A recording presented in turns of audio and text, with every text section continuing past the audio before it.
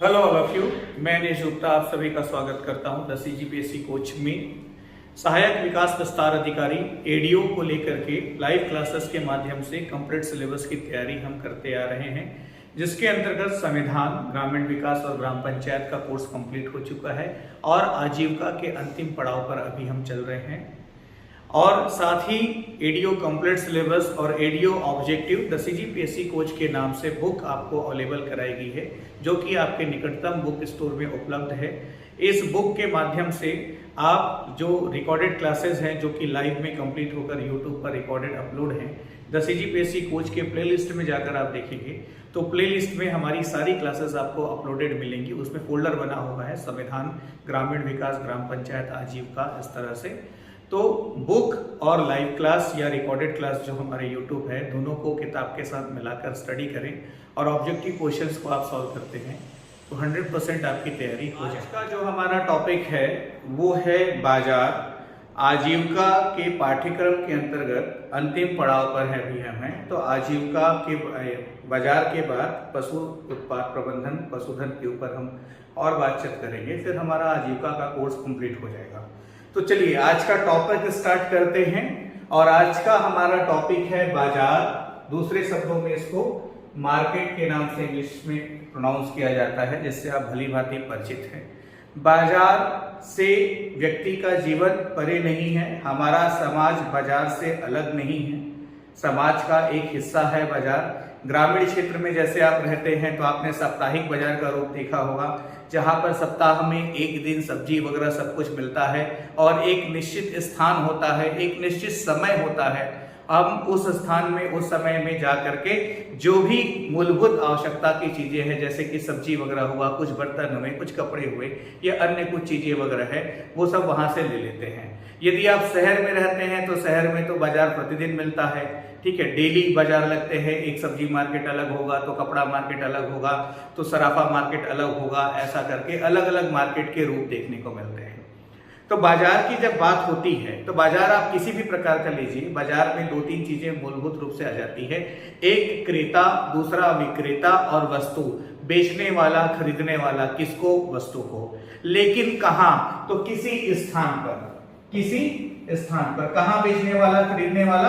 किसी स्थान पर बेचने वाला, खरीदने वाला। तो सामान्य रूप से जब बाजार को परिभाषित किया जाता है तो बाजार उस स्थान को कहते हैं जहां पर क्रेता विक्रेता वस्तुओं के क्रय विक्रय का कार्य करते हैं। बहुत सामान्य सरल शब्दों में बताया जाए तो बाजार उस स्थान को कहते हैं जहां पर क्रेता विक्रेता वस्तुओं के क्रय विक्रय का कार्य करते हैं, उस स्थान को बाजार कहा जाता है। लेकिन दूसरे उदाहरण की तरफ मैं आपको लेके चलता हूं। जैसे अभी हम बात करें कि एलोरा बुक डिपो से आपने द सीजीपीएससी कोच की बुक ऑनलाइन ऑर्डर करके मंगाई, ठीक है। एलोरा बुक डिपो से आपने द सीजीपीएससी कोच की बुक, उनका मोबाइल एप्लीकेशन डाउनलोड किया और वहां से आपने द सीजीपीएससी कोच की बुक ऑनलाइन ऑर्डर करके मंगाई। आप कहाँ रहते हो? आप रहते हो अंबिकापुर में, ठीक है। और बुक शॉप कहाँ है? बुक शॉप कहाँ है? तो बुक शॉप है बिलासपुर में, ठीक है। बुक शॉप कहाँ है? बिलासपुर में है। अरे बात समझ में।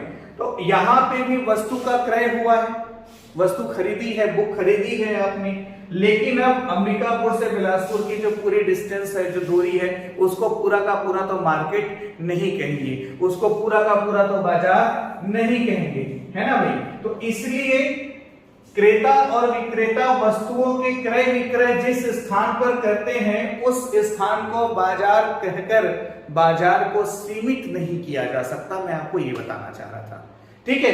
इसी वजह से साधारण बोलचाल में बाजार के लिए निश्चित स्थान भले ही तय हो जाता है, पर जब अर्थशास्त्र में बात करें तो अर्थशास्त्र के संदर्भ में बाजार शब्द का प्रयोग व्यापक रूप से किया जाता है। अर्थशास्त्र में बाजार शब्द का प्रयोग व्यापक रूप से किया जाता है और इसकी इसी व्यापकता को उसके वर्गीकरण के आधार पर आज की क्लास में हम पढ़ेंगे। तो जब इसको व्यापक रूप से परिभाषित किया जाता है, आर्थिक दृष्टिकोण के अनुसार बाजार के लिए किसी स्थान विशेष का होना आवश्यक नहीं है। आर्थिक दृष्टिकोण के अनुसार बाजार के लिए किसी स्थान विशेष का होना आवश्यक नहीं है। देखिए स्टेटमेंट बदल गया, जबकि पहले स्टेटमेंट में क्या था, क्रेता विक्रेता वस्तु को जिस स्थान पर क्रय विक्रय करते हैं वही क्या हुआ, बाजार हुआ। तो बाजार अपने आप में व्यापक है और इसी वजह से विभिन्न जो अर्थशास्त्री हुए इन्होंने अलग अलग तरह से बाजार शब्द को परिभाषित किया है। जो विभिन्न अर्थशास्त्री हुए इन्होंने अलग अलग तरह से बाजार शब्द को परिभाषित किया है, बाजार को परिभाषित किया है।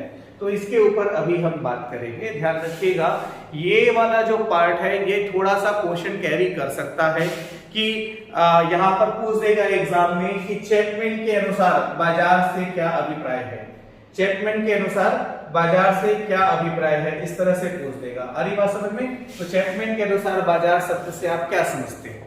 तो लिटिल बिट हल्का फुल्का थोड़ा सा इसको आपको देखना पड़ेगा। पूर्णों, पहले हम बात करते हैं पूर्णों की। किसकी बात कर रहे हैं? पूर्णों। ठीक है, पहले हम बात करते हैं पूर्णों की। तो पूर्णों के अनुसार, पूर्णों एक अर्थशास्त्री है, तो इनके अनुसार बाजार किसको कहते हैं? तो उस समस्त क्षेत्र को बाजार कहते हैं, उस समस्त क्षेत्र को बाजार कहते हैं जिसमें क्रेता विक्रेता के बीच स्वतंत्र संपर्क होता है। पूर्णों ने अपनी परिभाषा में क्रेता विक्रेता के बीच स्वतंत्र संपर्क का होना और उसके साथ साथ वस्तु की कीमत की प्रकृति, ठीक है, वस्तु की कीमत की जो प्रवृत्ति है वो सरलता से शीघ्रता से समान होने की पाई जाती है, सरलता से शीघ्रता से समान होने की पाई जाती है। इसको जो है डिफाइन किया किसने? पूर्णों ने। तो पूर्णों के मुताबिक हम बात करें तो पूर्णों के मुताबिक बाजार उस समस्त क्षेत्र को कहते हैं जिसमें क्रेता विक्रेता के बीच स्वतंत्र संपर्क होता है और स्वतंत्र संपर्क होने के साथ साथ वस्तु की कीमत की प्रवृत्ति सरलता तथा शीघ्रता से समान होने की पाई जाती है। वस्तु की कीमत की जो प्रवृत्ति है वो समान होने की पाई जाती है। ठीक है, दूसरा फिर हम लें क्रेनिक्रास। तो क्रेनिक्रास के मुताबिक इसने बाजार को किस प्रकार से परिभाषित किया? तो इसके अनुसार बाजार का अर्थ क्रेताओं तथा विक्रेताओं के बीच साधन या वस्तु के लेन देन के जाल सूत्र से है। क्रेताओं तथा विक्रेताओं के बीच साधन तथा वस्तु के लेन देन के जाल सूत्र से है। तो जाल सूत्र, लेन देन का जाल सूत्र बताया किसने? कमेंट करके मुझे बताएंगे। क्रेनिकास ने। तो लेन देन का जाल सूत्र किसने बताया? क्रेनिकास ने बताया।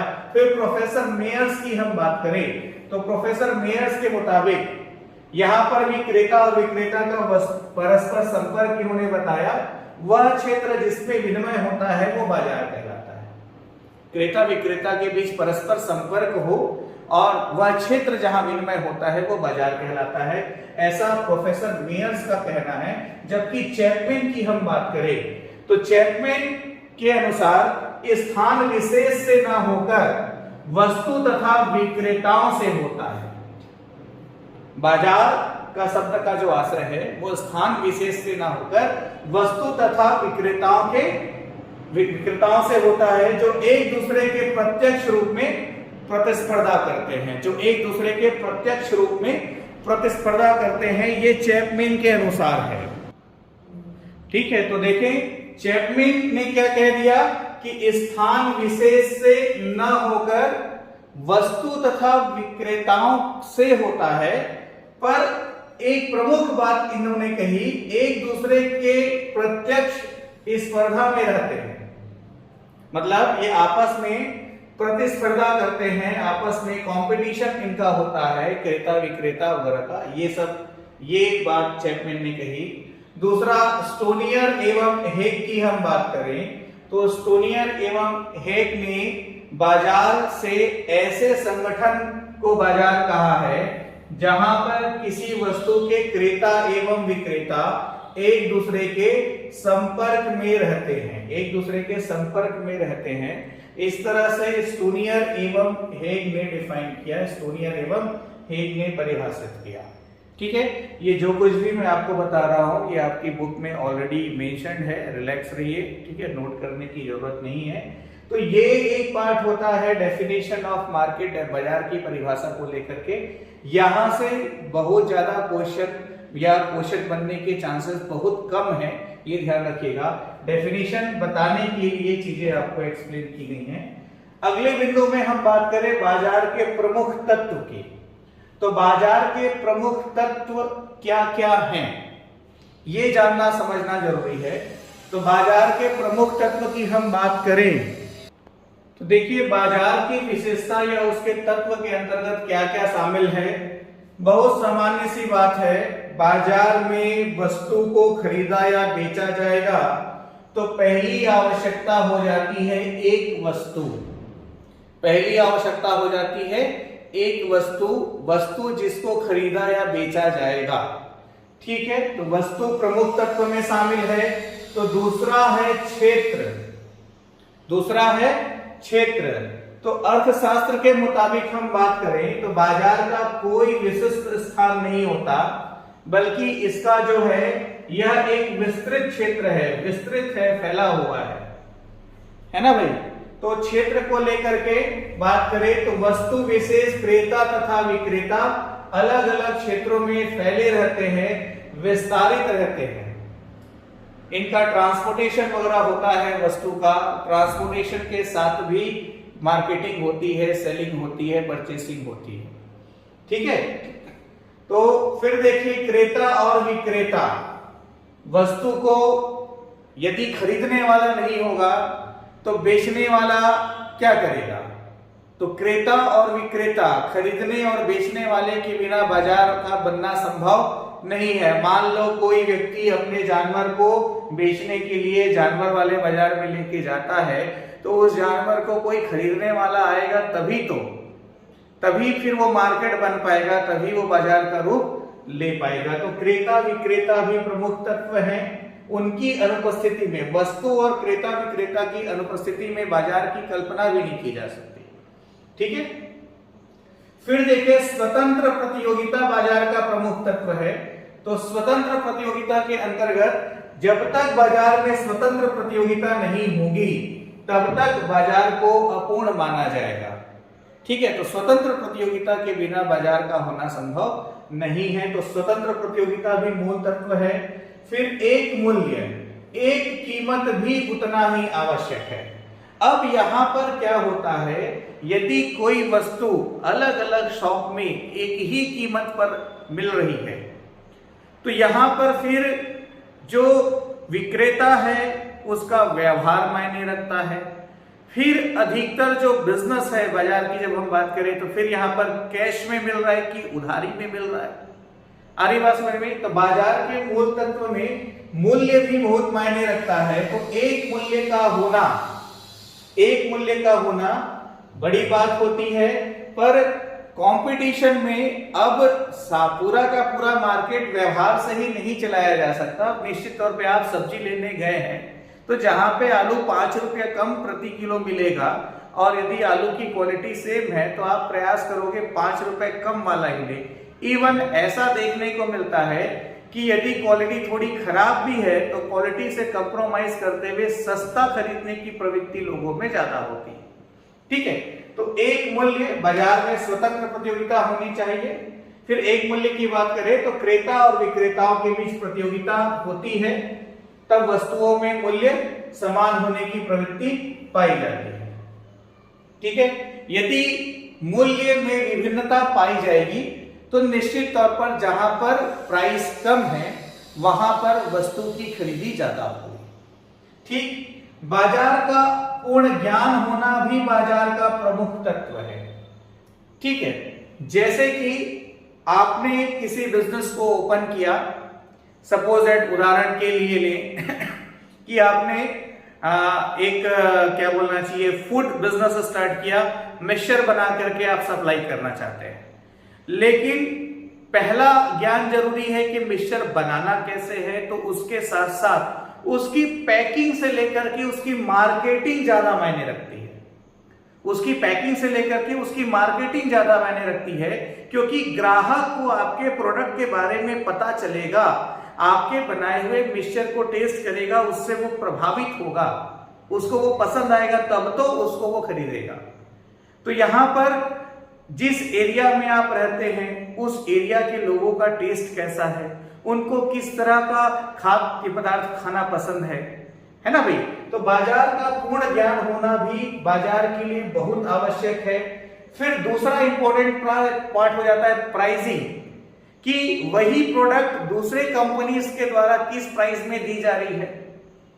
अब यदि आपकी प्राइसिंग ज्यादा है तो आपकी प्राइसिंग ज्यादा होने का कारण क्या है, क्या ऐसी विशेषता है आपके प्रोडक्ट में जिसकी वजह से आपके उत्पाद का जो मूल्य है वो दूसरे अन्य पैरेलल उत्पाद से अधिक है। यदि क्वालिटी भी अच्छी है, प्राइसिंग भी कम है, तो निश्चित तौर पर सेलिंग बढ़ेगी। तो इस तरह से बाजार का पूर्ण ज्ञान होना भी उतना ही आवश्यक है। तो बाजार की विशेषताओं के अंतर्गत एक वस्तु का होना, एक क्षेत्र का होना, क्रेता और विक्रेता का होना, स्वतंत्र प्रतियोगिता का होना, बाजार का पूर्ण ज्ञान होना, एक मूल्य होना, यह सभी जो है बाजार के आवश्यक तत्व और उनकी विशेषताओं के अंतर्गत आता है। तो ये कम से कम मालूम होना चाहिए कि बाजार के तत्व में क्या क्या शामिल है। हालांकि इसको बिना याद किए भी सामान्य समझ से भी प्रश्न के उत्तर का चयन किया जा सकता है। ये सारा बेसिक पार्ट है, यहां से भी प्रश्न पूछे जाने की संभावना बहुत कम है, लेकिन बहुत सामान्य प्रश्न बनते हैं और जितना मैंने बताया है उसके बेसिस पे ही प्रश्न आपसे बन जाएगा। अगला टॉपिक है हमारा बाजार का वर्गीकरण। ये सबसे ज्यादा इंपॉर्टेंट टॉपिक है, सबसे ज्यादा सेंसिटिव टॉपिक है। यहां से सर्वाधिक प्रश्न बनने के चांसेस हैं। बाजार के टॉपिक में आपको क्या पढ़ना है, तो आपको सबसे ज्यादा पढ़ना है बाजार का वर्गीकरण। क्या पढ़ना है? बाजार का वर्गीकरण आपको सबसे ज्यादा पढ़ना है बाजार टॉपिक के अंतर्गत। ठीक है, तो बाजार के वर्गीकरण के अंतर्गत हम देखें तो क्षेत्र के आधार पर स्थानीय, प्रादेशिक, राष्ट्रीय और अंतरराष्ट्रीय, प्रतियोगिता के आधार पर पूर्ण, अपूर्ण, एकाधिकार, समय के आधार पर दैनिक, अल्पकालीन, दीर्घकालीन, अति दीर्घकालीन, कार्य के आधार पर विशिष्ट, मिश्रित, नमूनों, श्रेणी के आधार पर, वैधानिकता के आधार पर उचित, अवैध और खुला बाजार, वस्तु की मात्रा के आधार पर उपज, स्कंद और धातु बाजार। तो अभी अगले पोर्शन में बाजार के वर्गीकरण के ऊपर ही हम विस्तार से चर्चा करने जा रहे हैं। ध्यान रखिएगा, बाजार के वर्गीकरण से काफी ज्यादा प्रश्न बनने के चांसेस है। तो ये जो चीजें मैंने आपको बताई यही मैं आपको अभी एक्सप्लेन करने वाला हूं और इसके पूरे एक्सप्लेनेशन का पीडीएफ हमने रेडी किया है। तो वो पीडीएफ मैं the CGPSC coach Telegram group में सेंड कर दूंगा, आप वहां से डाउनलोड करके उसको अपने नोट्स में इंक्लूड कर लीजिएगा। ठीक है, तो आगे बढ़ते हैं बाजार के वर्गीकरण की तरफ। बाजार के वर्गीकरण के अंतर्गत सबसे पहले क्षेत्र के आधार पर वर्गीकरण देखते हैं। तो क्षेत्र के आधार पर आपको 4 प्रकार के वर्गीकरण मिलेंगे। बाजार का जो वर्गीकरण है, ध्यान रखिएगा किस आधार पर वर्गीकरण बताया जा रहा है ये उतना ही महत्वपूर्ण है। तो क्षेत्र के आधार पर 4 प्रकार के वर्गीकरण मिलेंगे। तो बाजार का वर्गीकरण क्षेत्र के आधार पर 4 प्रकार का होता है। कितने प्रकार का होता है? तो 4 प्रकार का होता है। ये 4 प्रकार कौन कौन से हैं? स्थानीय बाजार, प्रांतीय बाजार, राष्ट्रीय बाजार और अंतरराष्ट्रीय बाजार। क्षेत्र के आधार पर 4 प्रकार से आप वर्गीकृत कर सकते हैं बाजार को। स्थानीय, प्रादेशिक, राष्ट्रीय और अंतरराष्ट्रीय बाजार में। स्थानीय बाजार में क्या होता है? वस्तु का जो क्रय विक्रय है वो किसी विशेष स्थान पर ही वस्तु का क्रय विक्रय होता है। ठीक है, जैसे दूध, सब्जी, आइसक्रीम, मिठाई, इन सब चीजों की हम बात करें। अब इसको क्या है, लोकल अपने ही एरिया में सेल करना पड़ता है। अब यदि बहुत ज्यादा दूर जाकर के सेल करने का प्रयास यदि करें तो दूध क्या होगा, वो दूसरे दिन में खराब हो जाता है। ठीक है, तो इस तरह से इसकी जो वैलिडिटी होती है, अब जैसे आइसक्रीम वगैरह की बात करें, ये नष्ट हो जाता है। इसको ट्रांसपोर्टेशन करना हो तो ट्रांसपोर्टेशन का मेथड बिल्कुल अलग है ना भाई। तो शीघ्र खराब हो जाने वाली जो वस्तुएं हैं, जैसे सब्जियां हैं, अब इसकी 2 दिन, 3 दिन, 4 दिन की लाइफ होती है, उससे ज्यादा की लाइफ नहीं होती। तो स्थानीय क्षेत्र में जिन वस्तुओं का उत्पादन होता है स्थानीय क्षेत्र में ही उसको बेचा जाता है। तो इस तरह के जो बाजार है वो स्थानीय बाजार की कैटेगरी में आ जाते हैं। जैसे रेत, ईंट, मिट्टी, पत्थर, ये सब भी स्थानीय बाजार की ही कैटेगरी में आते हैं, ध्यान रखिएगा। ठीक है, तो ये स्थानीय बाजार जो किसी विशेष स्थान पर ही जिसका क्रय विक्रय हो। तो दूसरा आपका है प्रांतीय बाजार। प्रांतीय बाजार मतलब जिन वस्तुओं का क्रय विक्रय एक प्रांत में या एक राज्य में होता है। जिन वस्तुओं का क्रय विक्रय एक प्रांत में या एक राज्य में होता है उसको आप प्रांतीय बाजार के पॉइंट ऑफ व्यू से डिफाइन करोगे, प्रांतीय बाजार बोलोगे। ठीक है, तो उदाहरण के लिए जैसे राजस्थानी चोली, अब ये सिर्फ राजस्थान में मिलेगा, राजस्थानी चोली व घाघरा ये सिर्फ राजस्थान में मिलेगा। या पंजाब में जो चूड़ा वगैरह मिलता है ये पंजाब में ही मिलेगा। ठीक, तो प्रांत के आधार पर जिस प्रांत में क्रय विक्रय होता है वो प्रांतीय बाजार कहलाता है। राष्ट्रीय बाजार में जिस वस्तु का क्रय विक्रय पूरे देश में होता है, जिस वस्तु का क्रय विक्रय पूरे देश में होता है तो ऐसी वस्तु का जो बाजार है वो राष्ट्रीय बाजार कहलाता है। जब पूरे देश में क्रय विक्रय होता है तो फिर ये राष्ट्रीय बाजार कहलाता है। चावल, कपास, धोतिया, साबुन, कागज ये सब इसके उदाहरण हैं। तो अंतरराष्ट्रीय बाजार में जब किसी वस्तु का क्रय विक्रय दो या दो से अधिक देश राष्ट्रों के मध्य, दो या दो से अधिक देशों के बीच जब किसी वस्तु का क्रय विक्रय होता है तो फिर ये अंतरराष्ट्रीय बाजार की कैटेगरी में आ जाएगा। जैसे सोना, चांदी, गेहूं, हीरे, जवाहरात, पेट्रोल वगैरह जो है इसके उदाहरण हैं। तो आपको ये याद रखना है कि क्षेत्र के आधार पर चार प्रकार हुए, चार प्रकार से वर्गीकृत कर सकते हैं, स्थानीय, प्रादेशिक, राष्ट्रीय और अंतरराष्ट्रीय। वैसे ही समय के आधार पर हम कहें तो समय के आधार पर भी बाजार को चार भागों में बांटा जा सकता है। समय के आधार पर भी बाजार को चार भागों में बांटा जा सकता है। तो चार भागों में क्या क्या आ जाएगा? अति अल्पकालीन या दैनिक बाजार, तो फिर अल्पकालीन बाजार, फिर दीर्घकालीन बाजार और अति दीर्घकालीन बाजार। तो अति अल्पकालीन बाजार में जैसे अभी दूध वाला उदाहरण हमने लिया उसी तरह के उदाहरण इसमें आ जाएंगे। मतलब इसमें क्या होता है, जो प्रोडक्शन है वो बिल्कुल फिक्स है, मांग के मुताबिक एकाएक उत्पादन को बढ़ाया नहीं जा सकता या मांग के मुताबिक एकाएक उत्पादन को कम नहीं किया जा सकता, ज्यादा समय तक वस्तु को संभाल के नहीं रखा जा सकता। तो मतलब प्रोडक्शन अभी हुआ और तुरंत का तुरंत उसको सेल करना है ना। तो वस्तु को प्रिजर्व करने के लिए ज्यादा समय या स्टोर करने के लिए ज्यादा समय नहीं मिलता। तो ये आपका हो जाता है अति अल्पकालीन या दैनिक बाजार। ठीक है, तो अति अल्पकालीन में जो वस्तु की कीमत होती है उसको बाजार कीमत कहा जाता है। अति अल्पकालीन में वस्तु की जो कीमत होती है उसको बाजार कीमत कहा जाता है। दूसरा देखेंगे अल्पकालीन बाजार। तो अल्पकालीन बाजार में अब क्या होगा, अब थोड़ा समय मिल जाएगा। अल्पकालीन में क्या होगा, थोड़ा समय मिल जाएगा। कैसे? कुछ प्रयोग करके। जैसे कि अब दूध का ही मैं एग्जांपल लूं तो उसको प्रोसेस करके पैकिंग में कन्वर्ट कर लिया गया, अब उसकी वैलिडिटी लगभग 3 से 4 दिन की हो जाती है ना। तो ये जो है आपका अल्पकालीन बाजार की कैटेगरी में आएगा।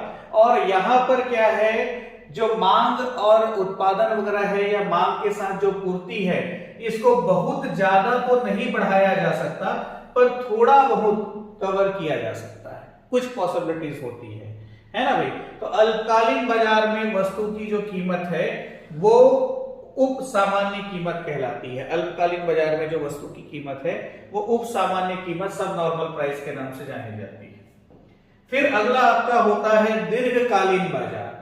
तो दीर्घकालीन बाजार की कैटेगरी में आप देखेंगे तो अब क्या होगा, वस्तु जो है उत्पादक को इतना समय मिल जाता है दीर्घकालीन बाजार में कि वह मांग के मुताबिक, ठीक है, जिस हिसाब से मांग है उस मुताबिक वस्तु का उत्पादन जो है उसको कम या ज्यादा कर सकता है, वस्तु के संभरण को कम या ज्यादा कर सकता है, घटा बढ़ा सकता है।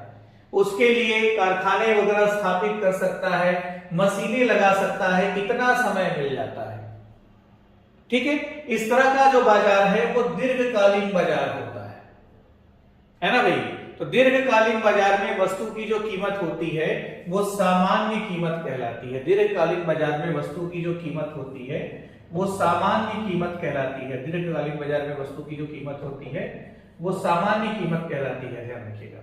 फिर अगला है आपका अति दीर्घकालीन बाजार। तो अति दीर्घकालीन बाजार में क्या होगा, बहुत ज्यादा समय मिल जाएगा। इतना अधिक समय होता है कि जनसंख्या के मुताबिक उत्पादन, वस्तु की मांग, संभरण, सब में किसी भी प्रकार का परिवर्तन हो सकता है, किसी भी प्रकार का परिवर्तन हो सकता है।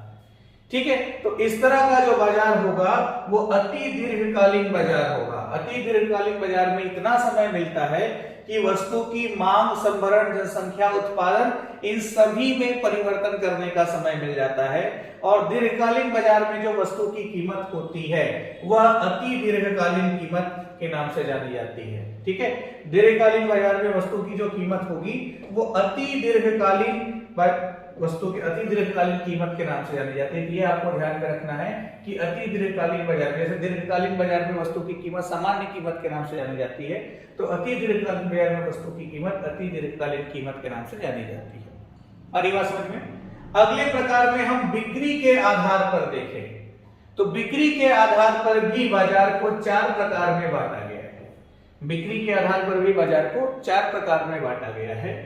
सामान्य या मिश्रित बाजार, सामान्य या मिश्रित बाजार। तो इस तरह का बाजार आपको अपने क्षेत्र में बड़ी आसानी से देखने को मिलेगा। सामान्य या मिश्रित बाजार में बहुत सारी जो वस्तुएं हैं वो विभिन्न प्रकार की वस्तुएं एक ही बाजार में उपलब्ध होंगी, एक ही बाजार में उसको खरीदा बेचा जाएगा।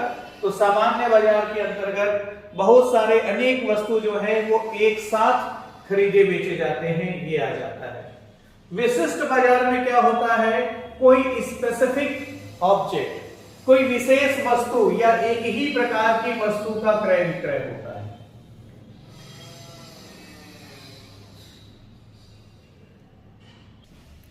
तो विशिष्ट बाजार में क्या होता है, एक ही प्रकार के वस्तु का क्रय विक्रय होता है, जैसे सराफा बाजार है या सब्जी मंडी है या अनाज मंडी है। फिर अगला है नमूने के द्वारा बिक्री, बिक्री के आधार पर। इसमें क्या होता है, वस्तु का सिर्फ सैंपल दिखाया जाता है, नमूना दिखाया जाता है और सिर्फ नमूना दिखा करके वस्तु को खरीदा बेचा जाता है। जबकि फोर्थ है आपका ग्रेड द्वारा बिक्री। तो ग्रेड द्वारा बिक्री में क्या है, वस्तु ब्रांड वैल्यू से बिकती है। जैसे उदाहरण के लिए 10 CGPSC कोच की बुक्स, तो ये कोचिंग के नाम से सेल होगी। उदाहरण के लिए HMT घड़ियां, तो ये HMT की जो घड़ियां हैं वो घड़ी नहीं, HMT की नाम से ही वो सेल होती है। तो ग्रेड द्वारा मार्केटिंग जो है इसमें ब्रांड आ जाता है। क्या आ जाता है, इसमें ब्रांड वैल्यू आ जाता है, ब्रांडिंग आ जाती है।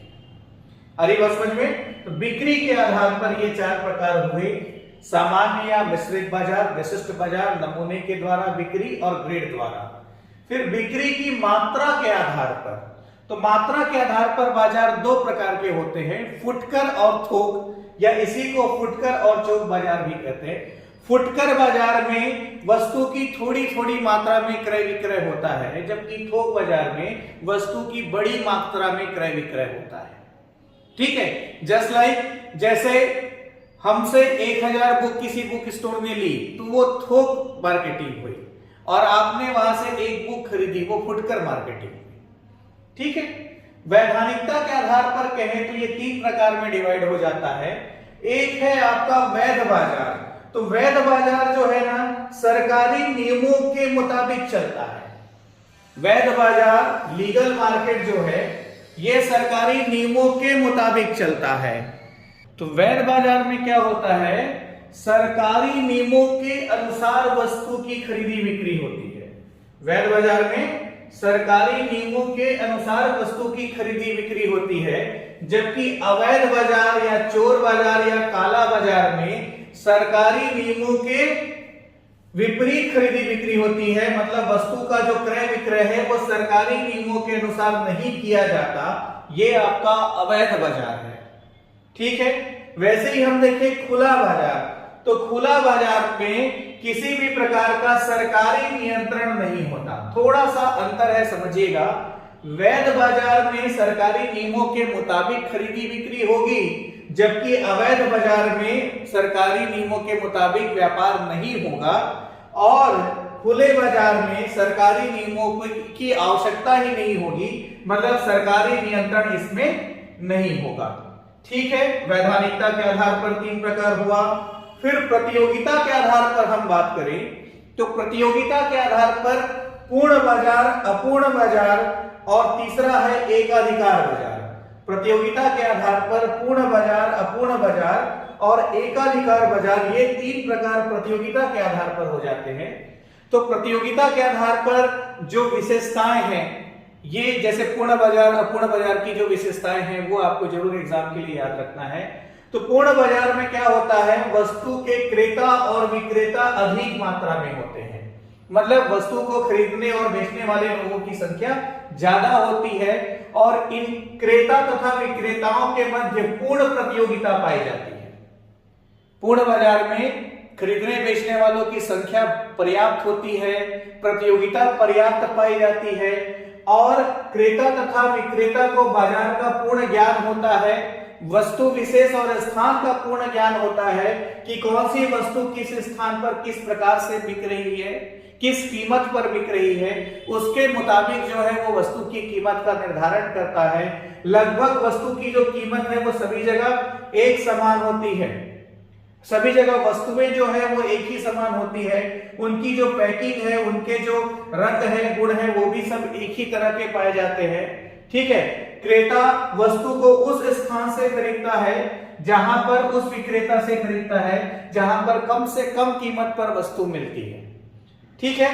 और विक्रेताओं को वस्तु के समान होने के कारण विज्ञापन या प्रचार की आवश्यकता नहीं होती।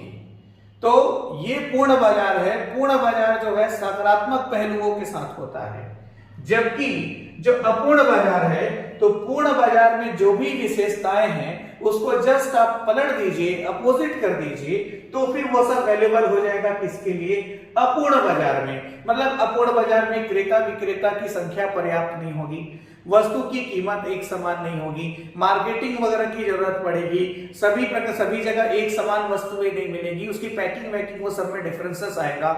ठीक है। बाजार का पूर्ण ज्ञान नहीं होना, ये सब क्या है, अपूर्ण बाजार के विशेषताएं हैं या उसके लक्षण हैं। वैसे ही एकाधिकार बाजार की हम बात करें तो एकाधिकार बाजार में वस्तु का एक ही विक्रेता होता है, वस्तु का एक ही विक्रेता होता है। तो ऐसे में क्या होता है, मोनोपोली आ जाती है, फिर जो बेचने वाला है वो जिस कीमत पर चाहे उस कीमत पर बेचता है। ठीक है। तो किसी भी बाजार में एकाधिकार होना बाजार के लिए या समाज के लिए कहना चाहिए या ग्राहक के लिए कहना चाहिए तो उनके लिए नकारात्मक है ना। तो एकाधिकार बाजार में जो है एक ही विक्रेता होता है, और फिर वो जिस कीमत में चाहे उस कीमत पर वस्तु को बेच पाता है। ठीक। तो फिर पदार्थ की मात्रा के आधार पर हम देखें तो पदार्थ के आधार पर 4 प्रकार होते हैं। एक है आपका वस्तु बाजार, दूसरा है श्रम बाजार, तीसरा है मुद्रा व पूंजी बाजार, और चौथा है स्टॉक एक्सचेंज या शेयर मार्केट। इसी को स्कंद मार्केट भी कहते हैं। यदि आपसे पूछा जाए स्कंद बाजार मतलब शेयर बाजार को ही स्कंद बाजार हिंदी में कहते हैं, ध्यान रखिएगा। ठीक है। तो वस्तु बाजार में क्या होगा, वस्तु को खरीदा या बेचा जाएगा, जबकि श्रम बाजार में श्रम या सेवा को खरीदा या बेचा जाएगा। मुद्रा बाजार में मुद्रा को उधारी में, ब्याज में, ऋण में दिया जाएगा। ठीक है। तो मुद्रा बाजार में क्या होगा, ब्याज से कमाई होगी। और शेयर मार्केट में या स्टॉक एक्सचेंज में क्या होता है, जो कंपनीज है उसके शेयर को खरीदा या बेचा जाता है। शेयर मार्केट में कंपनीज के शेयर को खरीदा और बेचा जाता है। इस तरह से पदार्थ की मात्रा के आधार पर या पदार्थ के आधार पर भी बाजार के 4 प्रकार हुए। और यह जो संपूर्ण मैंने आपको बताया यह बाजार का वर्गीकरण है। ये जो पूरा पोर्शन अभी आपने देखा, ये बाजार का वर्गीकरण है। बाजार का वर्गीकरण के बारे में जो भी जानकारी मैंने आपको दी, उसका पीडीएफ मैं आपको the CGPSC coach Telegram group में अवेलेबल करा दूंगा।